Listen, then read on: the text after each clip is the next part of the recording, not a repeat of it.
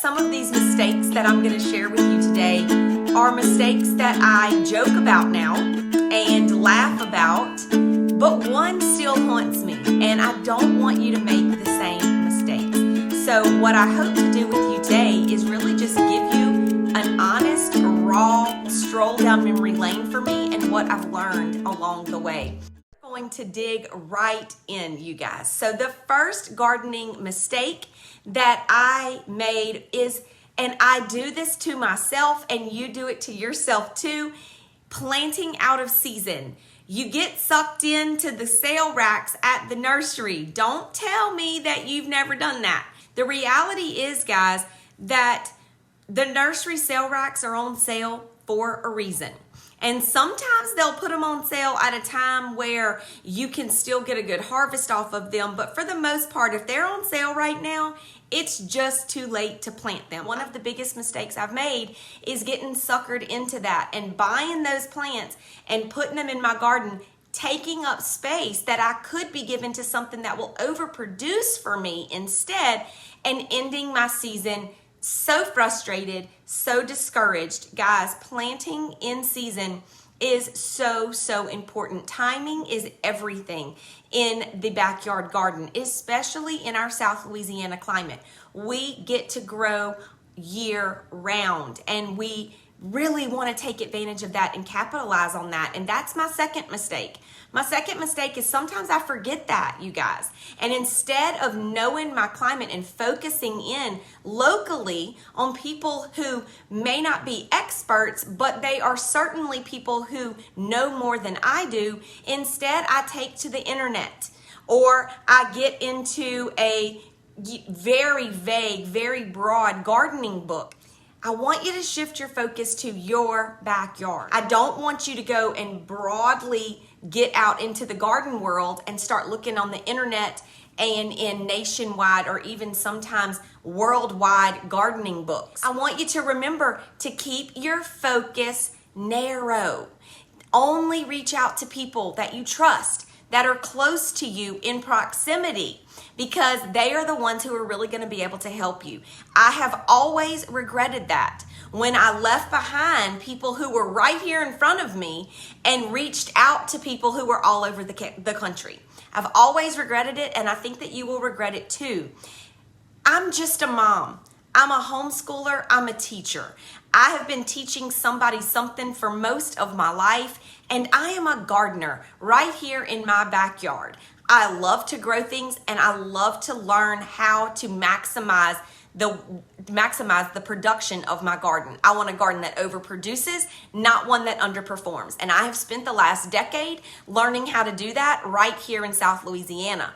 I'm not a master gardener. I don't have any published books, but I know what grows in South Louisiana. And a lot of times we discount that. We also discount the fact that the nursery's job is not going to be to educate you on a successful garden season. Their job is to sell you a product. So many times we see things on the shelf and we think that that's perfect for right now, but many times it is not. Going back to mistake number one, planting out of season. Doing things out of season. If you go to a big box store right now, you're going to look at their seed collection, and it's going to have everything from pumpkins to tomatoes to things that actually will grow for you right now. And my third mistake is that sometimes I find myself not paying close enough attention to what my garden needs. I think it is very easy for us to focus on what our garden can do, but we don't necessarily focus on what our garden needs in order to do that. Guys, soil nutrients, spacing, timing, companion planting, these are all things that are going to insanely improve your production. I'm talking about from getting one tomato to getting pounds and pounds of tomatoes. These things matter.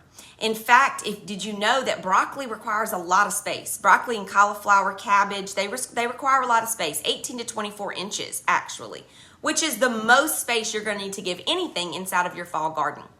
It is very easy to say, well, I'm just going to squeeze them in just a little bit. I've done it.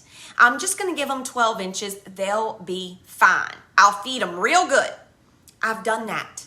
What ends up happening is your broccoli heads are tiny. Your cauliflower is tiny. Your cabbages look more like Brussels sprouts. It doesn't pay off. It's not worth it. Focus on what your garden needs to succeed. Give your garden that, and in turn, your garden's gonna do all the work for you. If you pay attention to your soil needs, your spacing requirements, timing, and how you can companion plant to give your vegetables, flowers, and herbs the best chance of producing in huge quantities for you, your garden will do the rest for you.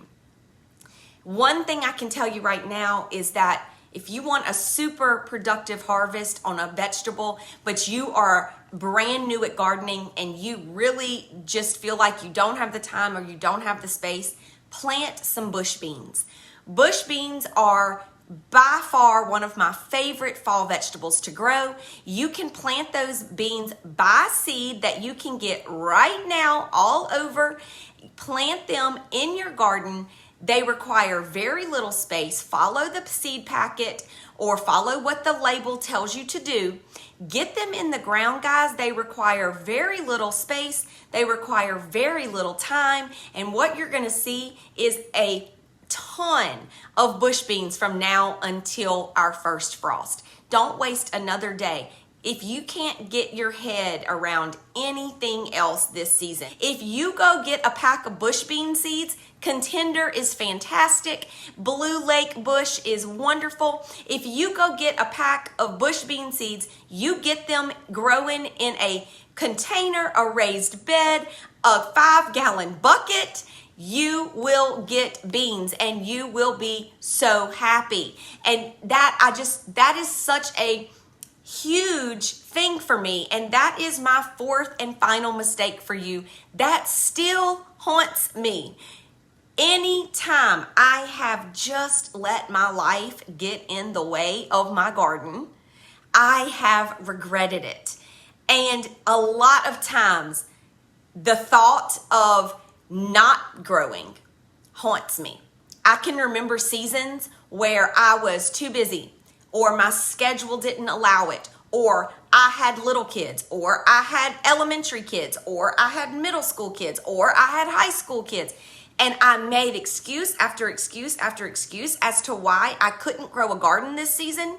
Maybe there was a hurricane. Maybe there was a virus going around. Maybe there was a lot going on in my personal life. I could make an excuse for you, but the reality of it was, guys, my priorities were not in order, and I was on the hamster wheel running and running and running and not knowing why I was running or where I was going. And at the end of the day, my garden didn't get planted and I just kept on running. Maybe you can relate to that a little bit. My biggest mistake in the garden, and one that still haunts me to this day, is when I have let life get in the way of planting something. There is so much to plant. If you go back and scroll down, I gave you a list of what I'm planting in September here inside Facebook, just a couple of posts behind. Go look at that. Start with beans. Add some greens, some lettuce, spinach, arugula, some herbs. This takes very little space. This takes very little time. And what I'm telling you is your mental, physical, emotional well-being is going to skyrocket. Do you know how much time and energy we waste and how very little we go outside, and then we cannot figure out why we feel like we do, why we act like we do, why we look like we do? We cannot figure it out. I am telling you, it is scientifically proven that the garden is going to heal your soul. So no matter what your space is, however much you can invest Invest in the garden, and it is going to give back to you, not just in vegetables, but it is going to give back to you spiritually, mentally, emotionally, and physically. The garden does not just feed your belly. It also feeds your mind and it feeds your soul. If you just get out there and get to planting, I'm telling you, you will be so, so glad that you did. Yes, it is hot out there right now. Yes, it is. But come November, you're going to be so glad that you did the work. And if you go out and give yourself a couple of hours in that garden, getting it cleaned up, getting it ready to plant, you're going to feel so good when you get inside this evening or this weekend or whenever you do it. Guys, this month is the month. It's the month to plant our fall gardens, and it is so, so worth it. There are so many ways that I would love to help you get your garden growing. We have options that are endless on the ReleaseYourInnerWildChild.com webpage. So much there for you. I offer coaching. I offer garden consults. I offer garden planning. There is going to be what I call salad school at the end of the month.